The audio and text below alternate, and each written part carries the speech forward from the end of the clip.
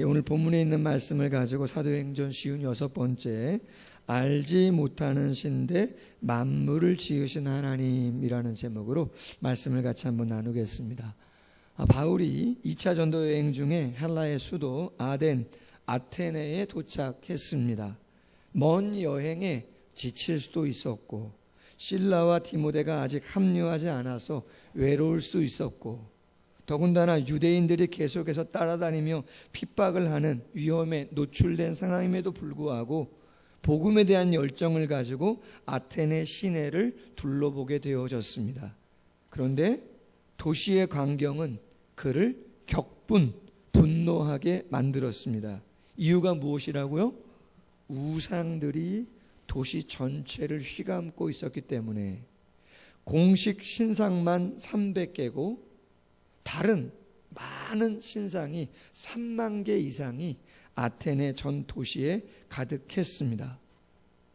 너무나 격분한 나머지 회당에서 만나는 유대인을 붙잡고 시장터에서 만나는 많은 사람들을 붙잡고 변론을 했다. 그렇게 기록이 되어져 있습니다. 지난주에 말씀을 드린 것처럼 이 아테네는 철학과 학문의 도시입니다. 여기서 소크라테스, 그의 제자 플라톤, 그의 제자 아리스토텔레스가 나왔습니다. 세계 최고의 학문과 철학, 문학과 예술의 도시입니다. 자, 그렇다면 이런 생각을 해볼 수 있습니다. 그렇다면 그들이 이야기하고자 하는, 논하고자 하는 학문의 최고의 정점은 무엇인가? 세계의 지성들이 모여가지고 인생이 무엇인가, 삶이 무엇인가, 어디로 가는 것인가, 최고의 가치가 무엇인가 논해서 결론을 낸 것이 과연 무엇인가라고 하는 것이에요. 그리고 또 한 가지 생각해야 되는 건 뭐예요? 그렇게 학문과 철학의 도시, 모든 사상의 최고의 정점에 있는 사람들이 모여있는 그곳에 왜 그렇게 신상과 우상이 그렇게 많은가라고 하는 거예요. 수학, 과학, 그 모든 것이 최고인 그곳에 왜 그렇게 우상들이 많이 있는가라고 하는 것이죠. 오늘 18절에 보면 당대 최고의 철학 사상이 두 가지인데 하나는 에피쿠로스 학파이고 하나는 스토아 학파다. 에피쿠로스 학파, 쾌락을 인생 최대의 목표로 삼는다는 것이죠. 이 쾌락은 육체적 쾌락만이 아닌 마음의 평정도 포함합니다. 그러나 에피쿠로스 학파는 시간의 흐름 속에서 마음의 평정은 뒷전으로 하고 무엇을 추구해요? 말초신경을 자극하는 육체적인 쾌락을 추구하는 학파로 치닫게 되죠. 신은 있으나 인간과는 아주 멀리 떨어져 있어서 별개의 존재이다. 모든 것은 오늘날 과학자들이 말하는 것처럼 빅뱅 이론처럼 아주 우연히 존재하게 되었다. 그렇게 믿고 있어요. 반면 스토아 학파는 어떠한 주장을 하는가? 이들은 아주 엄격한 금욕주의입니다. 금욕주의. 그리고 이성주의죠. 청빈과 자연에 따른 생활, 만민 평등 사상, 그리고 범신론이에요. 여러분, 범신론은 뭐예요? 모든 게 다 신인 거죠. 심지어는 모두요, 돌도 신이고 식물도 신이고 새도 신이고 모든 게 다 신이라는 것이죠. 이들의 학문은 인간의 이성을 가지고 육체의 감정과 감각을 가지고 삶의 의미와 목적을 찾아갔는데 안타까운 것은 무엇이에요? 그렇죠. 갈라진다는 것이죠. 하나로 결론이 귀결되지 않는 것이에요. 최고의 지성들이 모였는데 하나로 그 누구도 다 이해하고 수긍할 수 있는 그러한 주장을 펴고 있지 못하다는 것이죠. 왜 그런가? 미국의 노스이스턴 대학의 철학과 교수인 휴 무어헤드 박사가 세계의 저명한 심리학자, 과학자, 철학자, 작가 250명에게 편지를 띄웠습니다. 왜 편지를 띄웠어요? 인생의 목적이 무엇인지 당신이 한평생을 연구했는데 나에게 좀 알려달라. 그러면 그것을 묶어서 책으로 출판을 할 거니까 좀 알려달라. 답들이 왔습니다. 250여 명 정도에게. 그래서 책을 묶어서 출판을 했어요. 근데 많은 사람들이 그것을 불티나게 사갔는데 읽자마자 실망을 합니다. 이유가 뭐예요? 답변이 거의 이런 거죠. 비로소 당신의 질문을 받고서 비로소 인생의 목적을 생각하게 되었습니다. 심지어 많은 사람들은 인생의 목적을 만약에 당신이 알게 된다면 나에게 가르쳐 주기를 원합니다. 정신분석학의 아버지라고 하는 프로이드와 함께 연구를 했던 심리학자 칼 융이라는 사람이 이렇게 말을 합니다. 나는 인생의 목적, 그 의미를 모릅니다.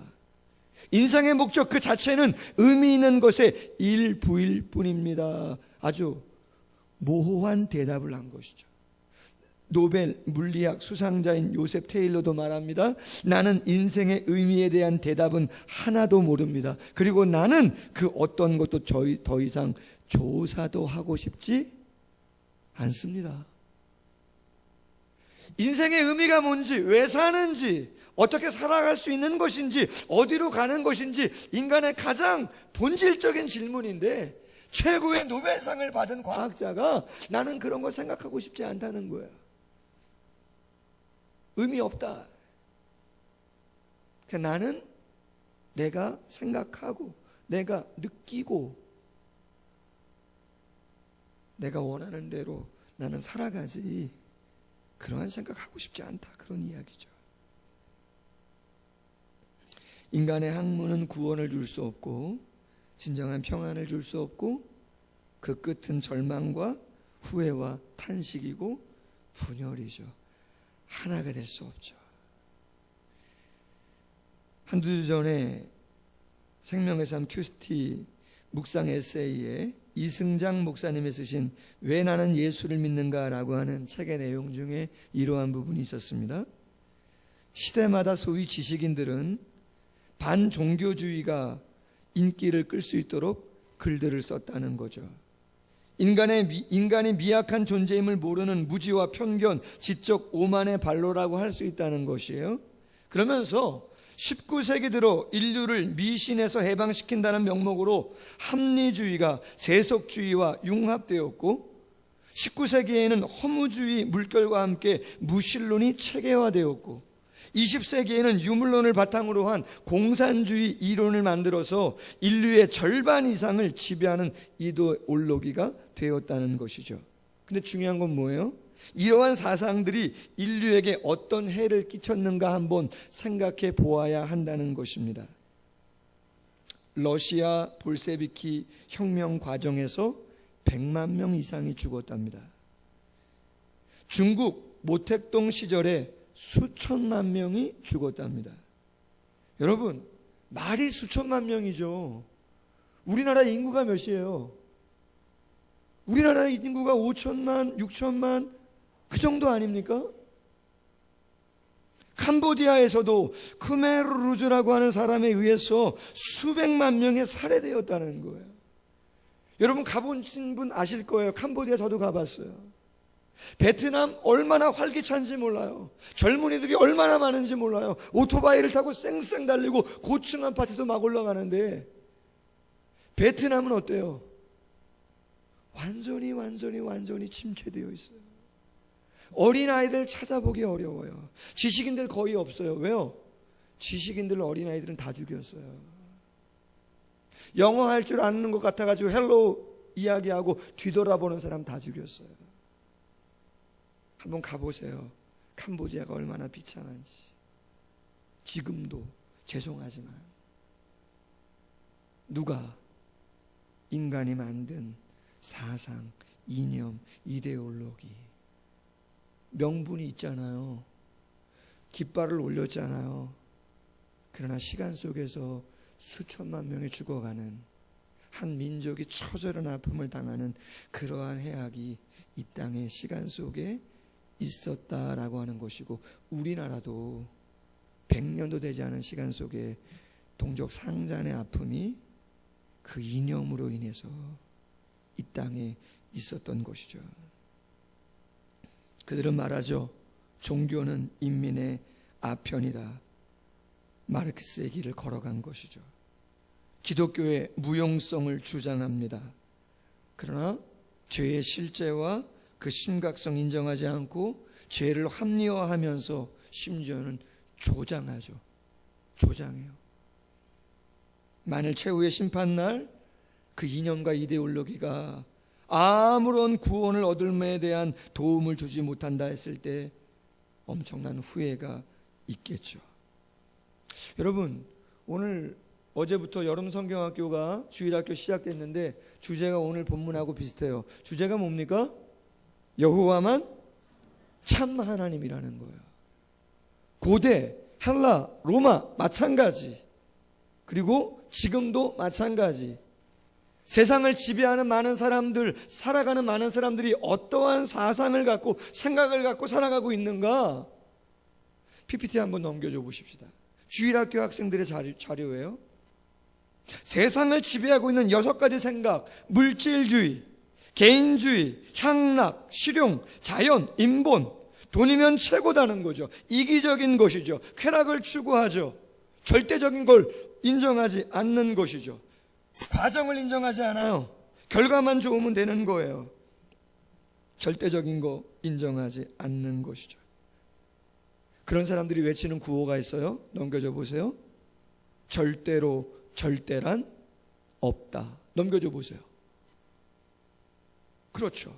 각자 자기 소견에 옳은 대로 행하더라.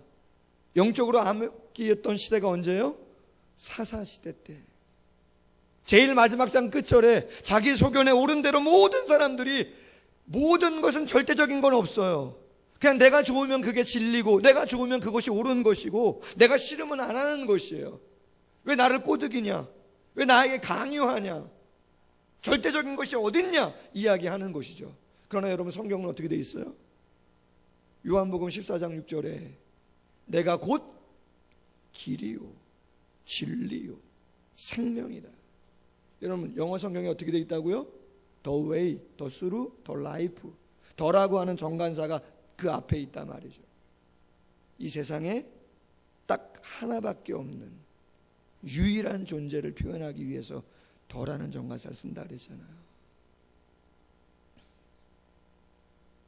오직 예수밖에 없는 것인데 세상의 사람들은 받아들이지를 않는 것이죠.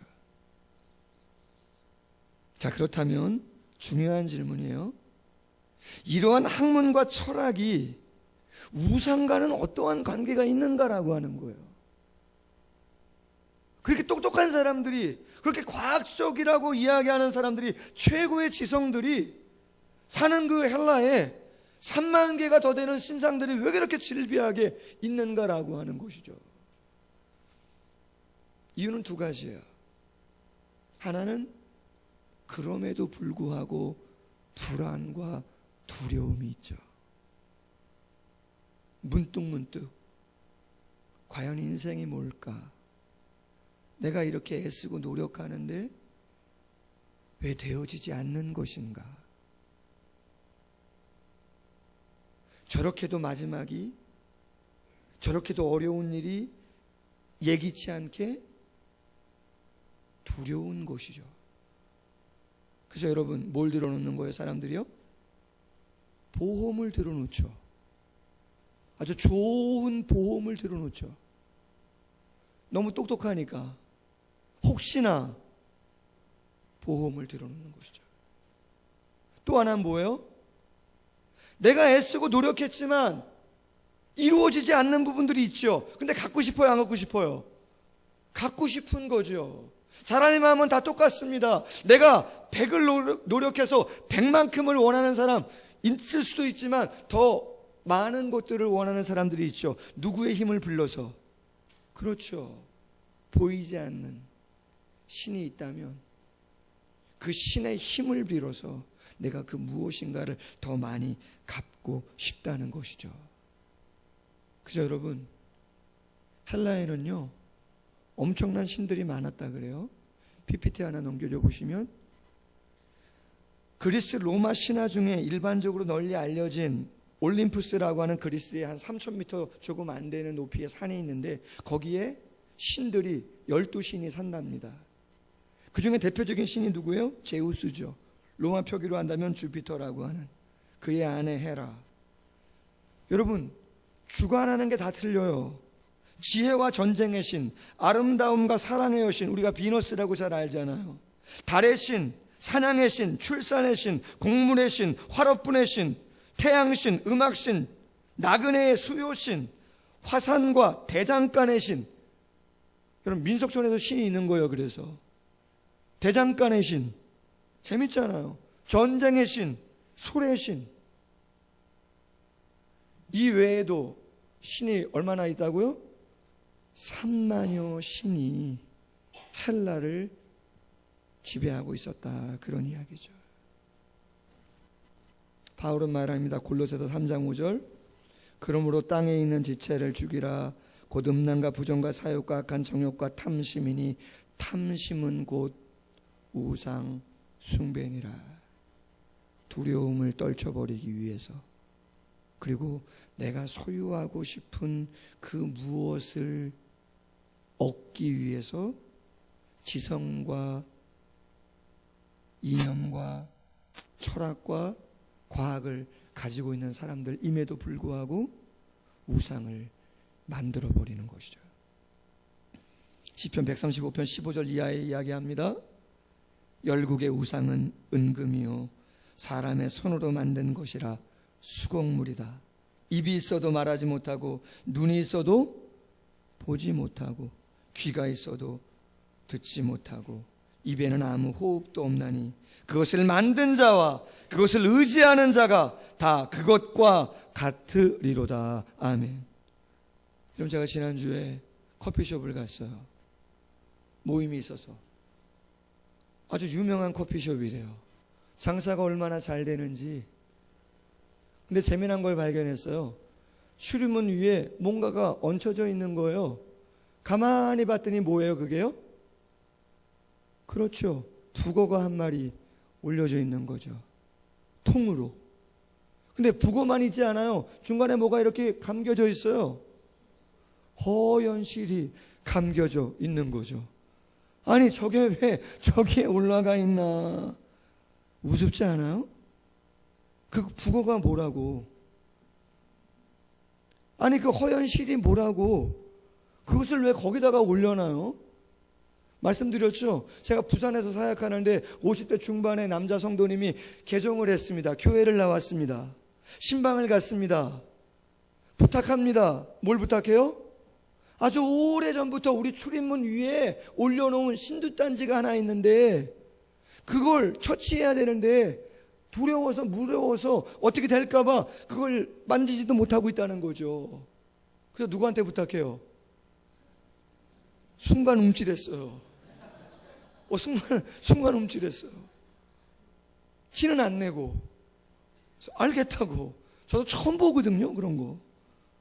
그래서 의자를 놓고 빼꼼히 올라가서 그거를 떨리지는 않고 살짝 잡고 와가지고 내려와서 뭐가 있나. 요만합니다. 요만해요. 신주단지가 요만했어요, 그 집에 있는 게. 안에 가만히 봤더니 내용물이 다른 건 아무것도 없고 흰 쌀만, 거기에 그냥 거미줄이 왜 이렇게 안에 쳐져 있는지, 흰 쌀만, 먼지만 뿌옇게 앉아가지고. 여러분, 그게 뭐 얼마나 중요한 거예요? 그 쌀이 그게 뭐 얼마나 중요하다고 그걸 두려워하고 그걸 떨면서 말이죠. 말씀드렸잖아요. 손 없는 날 이사하는 분들, 그 손이 뭐라고요? 귀신이라 그랬잖아요. 9일과 10일 날은 천상에서 저 공중에서 마귀들이 모여서 회의하는 날이어가지고 이 지상에는 건드리지 않는다는 거예요. 그게 손 없는 날이에요. 우스운 이야기들인 것이죠. 여러분, 오늘 말씀 23절을 한번 잘 봅시다. 23절. 내가 두루 다니며 너희가 위하는 것들을 보다가 알지 못하는 신에게라도 새긴 단도 보았으니, 알지 못하는 신에게라고 새긴 단도 보았으니. 헬라에는 무슨 단도 있다고요? 알지 못하는 신에게 두려움을 떨쳐버리고 자신들의 탐욕을 채우기 위해서 알지도 못하는 신이 존재하지 않을까라고 생각해서 그러한 제단을 만들고 그러한 알지 못하는 신에게 제사하는 일들도 상당히 다반사였다, 그런 이야기죠. 여러분, 우리는 절대 알지 못하는 신을 믿는 거 아닌 줄로 믿습니다. 바울이 말하죠. 24절 이하, 우리가 믿는 하나님이 어떤 하나님이요? 우주와 그 가운데 있는 만물을 지으신 하나님, 할렐루야, 천지의 주제, 손으로 지은 전에 계시지 아니하시고 무엇이 부족한 것처럼 사람의 손으로 섬김을 받는 것이 아니라고 하는 것이고, 인간에게 생명과 호흡과 만물을 친히 주시는 하나님, 한 혈통으로 민족을 만드시고 땅에 거하게 하시며 연대를 정하시고 거주지의 경계를 한정하시고 31절 천하를 공의로 심판하시는 하나님, 요약하면 창조주, 주권자, 마지막 날의 심판주, 그 하나님을 우리가 섬기는 줄로 믿습니다. 신앙의 고백이 분명해야 되는 것이죠. 설교를 마쳤습니다. 반응이 나옵니다. 32절, 어떤 사람은 조롱하고, 뭐 했다고요? 지금하고 똑같이요, 오늘날하고 조롱하죠. 어떤 이는 뭐라 그래요? 그 다음에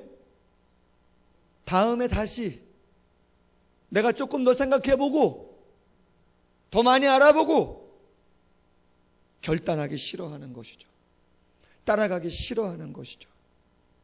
그럼에도 불구하고 몇 사람이 아레오바고의 관리 디오누시오, 여러분 아레오바고라고 하는 곳은 우리나라로 이야기한다면 대법원입니다. 대법원. 당시에 가장 중요한 최고의 재판이 열렸던 곳이 아레오바고 대법원이에요. 거기에 관리 학자들은 법관이 아닐까 생각합니다. 하나님이 그의 마음의 문을 여셔서 예수를 믿게 한 것이죠. 무명의 여인도 믿게 하고 또 다른 사람들도 믿게 하고, 할렐루야. 이런 구원은 신비해요. 똑같은 사람이 똑같은 장소에서 똑같은 메시지를 전했지만 누구는 조롱하고 누구는 나중에 믿겠다고 이야기하고, 어떤 사람은 지금 예수님을 구주로 영접하고 만물을 지으신 하나님을 찬양하고 있는 줄로 믿습니다. 자, 그렇다면 마지막으로 우리가 우상에 대한 이야기를 나누면서 짧게 세 가지를 한번 꼭 점검했으면 좋겠습니다. 첫째, 왜 이 세상을 창조하신 하나님은 눈에 보이는 형상의 물체를 만들지 말라고 그렇게 말씀하셨을까? 수많은 세상의 신들은 그 신의 형상을 다 가지고 있는데 눈에 보이도록, 왜 이 세상을 창조한 하나님은 그러한 신상을 만들지 말라고 하셨나? 너무나 단순하면서도 꼭 아셔야 되는 거죠. 이유가 뭐예요? 하나님은 눈에 보여요, 안 보여요? 안 보이시죠. 요한복음 4장 23절에 하나님은 영이시니 예배하는 자가 영과 진리로 예배할지니라. 아멘. 그래서 십계명에도 출애굽기 20장 1절 이하, 너는 나 외에 다른 신을 내게 두지 말라, 새긴 우상을 만들지 말라, 위로 하늘 아래로 땅 아래 물속 어떤 형상도 만들지 말고 절하거나 섬기지 말아라. 할렐루야. 하나님은 오늘 바울의 고백처럼 신전 안에, 교회 안에 가둬놓을 수 있는 분이 아니신 줄로 믿습니다. 그럼요. 두 번째, 하나님은 우리를 당신의 형상으로 만드셔서 우리를 통해 영광을 받으시고 당신을 드러내기를 원하신다는 것이죠. 당신은 이 세상을 주관하고 통치하실 때 누구를 통해서요? 그렇죠. 당신의 형상으로 지음을 받은 우리를 통해서 당신의 존재를 드러내시고 우리의 삶을 통해서 영광 받으시기를 원하신다. 할렐루야. 창세기 1장 27절, 하나님이 자기 형상 곧 하나님의 형상대로 사람을 창조하시고 복을 주시며 생육, 번성, 충만, 정복, 다스려라. 할렐루야. 여러분, 하나님의 형상이 뭐예요? 이런 것이죠. 하나님의 공유적 속성, 거룩, 선함, 사랑, 공의, 진실, 이걸 누구에게도 주셨다는 거예요. 처음에 우리에게도. 할렐루야. 완전한 사랑, 완전한 거룩, 완전한 진실, 이런 것들을 우리의 마음에 주셨어요. 그런데 안타깝게도 아담과 하와가 하나님의 성품을 따라가지 아니하고 뭘 따라간 거예요? 죄를 따라간 것이죠. 교만을 따라간 것이죠. 욕망을 따라간 것이죠. 그 죄가 들어오고 나서 그 다음 모든 아담의 자손의 마음속에 뭐가 있는 거예요? 그럼요, 거짓말이 있는 거죠. 죄 짓고도 사죄를 하지 않는 거죠. 보복하는 거죠. 그래서 어려운 거죠. 마음에 응어리가 남는 것이죠. 나라와 나라만 그래요? 아니요, 사람과 사람도, 부부와 부부도, 부모와 자녀도, 형제와 형제도 끊임없이 수많은 죄악이 이 땅에 있는 것이죠. 누가 무엇으로 해결해요? 아무도 해결할 수 없어요. 오직 하나님이 이 땅에 오셔서 죄를 사하시고 부활하셔서 성령을 통하여 믿게끔 하신 그 사람들만 깨어진 하나님의 형상이 회복되어지는 줄로 믿습니다. 퍼펙트는 아니겠지만 다시 한번 회복되어지는 하나님의 형상을 경험할 수 있는 것이죠. 마지막 세 번째, 우상에 대한 이야기 속에서 잊지 않아야 되는 것은, 우상은 눈에 보이는 그런 구조물만이 아니고 하나님보다 더 사랑하고 더 우선시하고 하나님의 말씀과 성령의 감동이 옴에도 불구하고 그것을 내 자의로 무시하고 내 감정과 내 생각과 내 습관과 내가 원하는 것을 추구하는 그것이 우상인 것이죠. 재미난 이야기 하나 하고 마칠게요. 재미나다 이야기하기가 쉽지는 않을 수도 있는데 1965년 미국 갈보리 체프를 개척한 미국의 척 스미스 목사님이 계십니다. 많이 나올 땐 3만 5천 명 정도 출석하셨던 아주 대형 교회를 이루셨던, 돌아가셨습니다. 투병생활 하시다 돌아가셨는데 이분에 대한 이야기입니다. 목사님은 개척 당시 수백 불의 빚을 지게 되었습니다. 빚을 갚을 길이 없었던 목사님은 빚 목록을 앞에 두고 간절히 하나님께 기도를 했습니다. 기도를 했지만 환경과 마음의 변화가 없었습니다. 계속해서 빚은 두려움의 대상이었습니다. 그런데 잠시 후에 전화벨이 울립니다. 친한 친구의 목소리입니다.